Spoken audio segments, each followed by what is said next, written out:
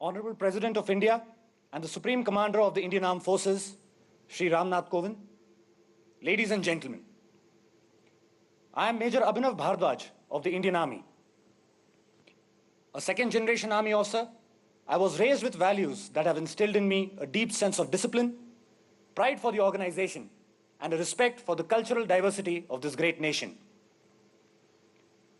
Having served for more than 10 years as a communication specialist, it is my privilege today to stand in front of this august gathering to speak on the subject, Contribution of the Indian Armed Forces towards National Security.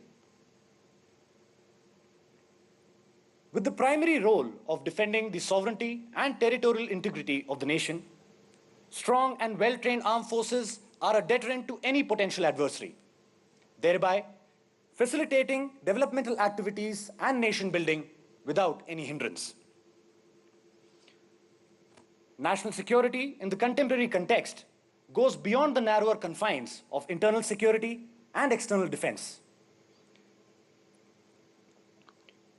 Since independence, our country has faced its fair share of challenges and has dealt with them with maturity and elan. The armed forces have proved their effectiveness whenever called upon to carry out any mission in furtherance of national interests. By virtue of their role and charter, the armed forces are always at it, be it a peacetime scenario, an internal security situation, or full-scale conflict.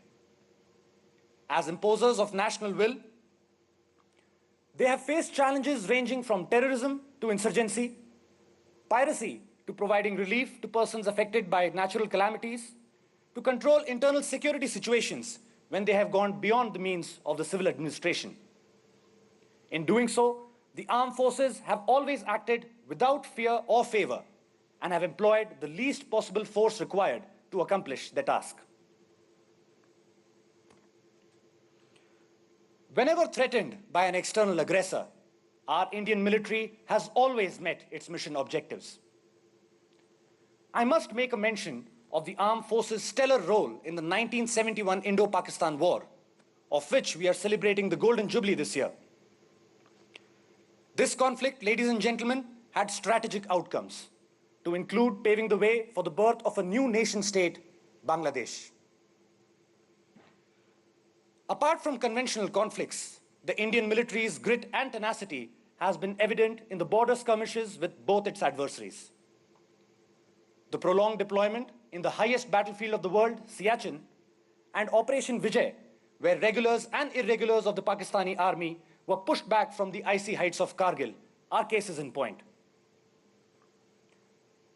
Their courage, backed by a strong political will, was also on display in the befitting reply given to the Chinese during their incursions in eastern Ladakh and Galwan. Are alert and determined to protect India's relevance in the geostrategic equation of the region. The armed forces have fought and continue to fight full-fledged insurgencies and terrorism in many states. Faced with a higher level of violence, they have been instrumental in controlling the influence of inimical elements and their anti-national motives in the Union Territory of Jammu and Kashmir and the Northeast, as also in assisting the civil administration in fighting Naxalism in selected areas. This has kept the external influence to such insurgencies under check. With multifarious challenges emanating from our immediate neighborhood, the armed forces as security partners have instilled confidence by their actions in support of the foreign policy of the country. We have projected military power in Sri Lanka and Maldives when requested by these governments, and have also contributed to global security by fielding contingents in the United Nations peacekeeping operations. The armed forces also play a pivotal role in assisting own as well as neighboring governments in dealing with natural calamities. The commendable role played by the Indian Air Force during the Nepal earthquake of 2015, the Navy's role in disaster relief operations in the aftermath of Cyclone Taukte, and the Indian Army's assistance to the civil administration during floods in Kashmir are all examples of meaningful contributions by the Indian Army in these trying times. With the changing world order and the changing nature of conflict, the armed forces are seized of the requirement of being agile and nimble, and have displayed alacrity in harnessing the upcoming and emerging trends in the field of warfighting. The Indian Army is focusing on state-of-the-art technologies like electronic warfare, artificial intelligence, and drones. The Indian Air Force is procuring multi-role platforms, and the Navy is making headways in the fields of indigenization and its blue water capabilities. The armed forces are thus constantly reinventing themselves and progressing towards a multi-domain capability to operate in conventional as well as sub-conventional environments, keeping in mind the likely future threats of energy, water, and climate security.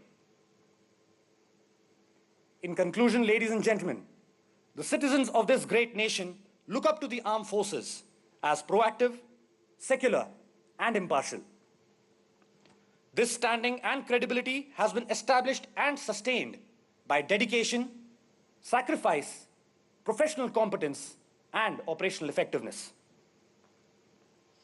We draw strength and inspiration from this and will strive relentlessly to ensure that our national security remains inviolable. Today in this hall are the future thought leaders of the armed forces.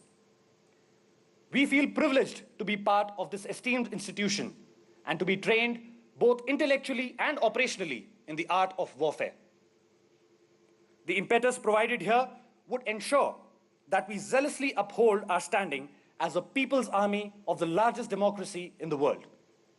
Thank you and Jai Hind. The second speaker is Commander